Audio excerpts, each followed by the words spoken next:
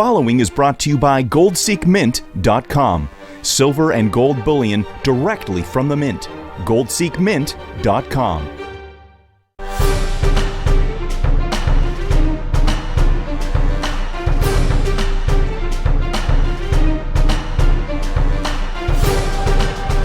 Welcome to Cambridge House Live. I'm Vanessa Collette here at the Canadian Investor Conference, Vancouver. I'm joined by Paul Pelosi Jr., advisor for Verde Science Inc. Welcome, Paul. Great to have you here with us. Thank you. Now, Paul, you come from a very political family. Your mother is Nancy Pelosi, the current minority leader of the House of Representatives.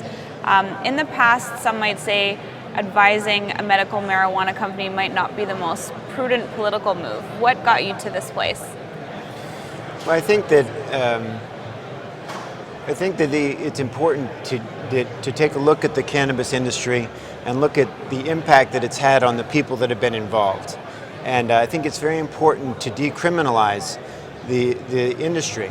Many people go to jail for very minor offenses. It has a very huge cost to somebody arrested in terms of their future opportunities as a young man or woman to go to jail and have a criminal record for something like this. As a taxpayer, the money used to incarcerate these people is you just have to make business decisions. If you're a government, you have to make a business decision. Is it in the best interest to have these people locked up? I don't think so. Is it the best, if you look at the damage it's doing to their careers, I think that that's questionable. And also I think that there's a high quality of medical benefit to the cannabis that's being overlooked in that discussion. And so I think that there's room for a public dialogue to move cannabis from a dark-seated thing that people do in the dark corners, growing illegally or questionably, and move it into the light of day, where it's safe, where it's beneficial, where people aren't going to jail, and they can really pursue the better sides of it. Right. Well, outline for me what Verde Science is all about. Well, Verde Sciences is a pharmaceutical-based company, and it's dedicated towards creating products and delivering them in a way to promote wealth and health. And wellness is very important. People take a lot of pills, vitamins, and foods and nutrition, and they're looking for guidance. And cannabis and other herbs such as cannabis provide that opportunity. So Verde Science has a collection of people that are dedicated on the pharmaceutical side to developing high quality products.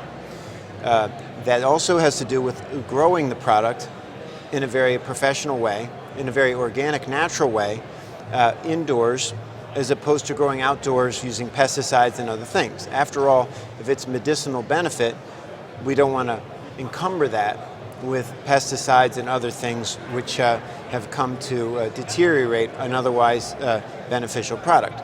And the third thing is that in terms of culture and in terms of a role in community, we believe that the price for these products should be lower. We believe that people should have access to the benefits of the cannabis in a way that it's grown right and it's in a deliverable form. As a runner, I don't smoke, but if it was in pill form or oil, I would be more inclined to try the product. So it's creating a healthy product, it's growing it in an effective manner, and it's in a delivery method which is more acceptable and agreeable to the end user. So it's in a pill format, the product that they'll be creating? Well, Verde Sciences begins with a good group of people, and then you have to go through trials, and you go through, and that involves method of growing. So we're two parts. One is to consult people to grow the product in a healthy, strong way. And the second is to develop products through standard FDA approvals, so it would be Canadian health approvals here. And as you walk it through those milestones, you create a better delivery method other than smoking. Interesting. Now, where do you think all of the opposition to marijuana comes from? Well, it's interesting. Even in California in 2004, when it was put on the ballot, in 2010, just 4 years ago, should it be recreational? It was voted down. So consistently, the voters have voted against it, although the numbers are leveling off. And I think it starts because it's something that is, it starts as its reputation as a drug. It starts as it's something that's associated with crime and associated with smoking and health hazards. And I think that historically that may have been true. But I think that the change in sentiment comes because of the scientific data. once the science reveals the benefits of things, society seems to shift. And I think that that's what's happening here. The more science, the more testing, the more people like Sanjay Gupta and others that go on CNN and talk about the benefits of the medical side, let us think about the medical side, the benefit, and less about its jaded past. And it is a Schedule 1. The government tells you it's a Schedule 1, which means it's a banned substance. So it's one of the areas where science will has a hurdle to clear. Right. And do you think the war on drugs in the U.S. has been effective? I think that I think it's in flux. I think that at times it's been more effective, and at times it has been less effective. I think the most important thing is education, preventive, and alternatives.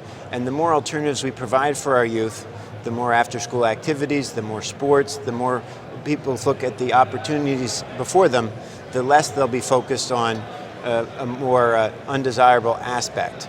And so as people become more involved in productive activities, I think that we start to win this war on drugs. And people, I think, go to use these drugs as a revenue generation of last resort. So as we create alternatives, I think people would choose alternatives, and we could be more effective in the war on drugs going forward with education and creating more after-school activities for kids. Interesting. What are your thoughts on what's happened in Colorado and Washington states? Wow. Well, Colorado and Washington have generated a lot of tourism for their people because the people in these states can't possibly use all the product that's been sold. It's been a bit of a frenzy. I think it will diminish over time as other states legalize, and it will reduce the need for people to travel to those locations. At Verde Sciences, we want to create and deliver products that can be sold in a high branded caliber all over the states, thus alleviating the need to flock to a Colorado to generate product. The one thing I will tell you is that it is very difficult to grow any product. It's very difficult to grow medicinal marijuana in a safe way. The idea that people could start up in this business fresh and be very good at it is suspicious. People have been doing this for many years. So the idea of doing it in Colorado and having this, I would question the quality, and it's just cost too much.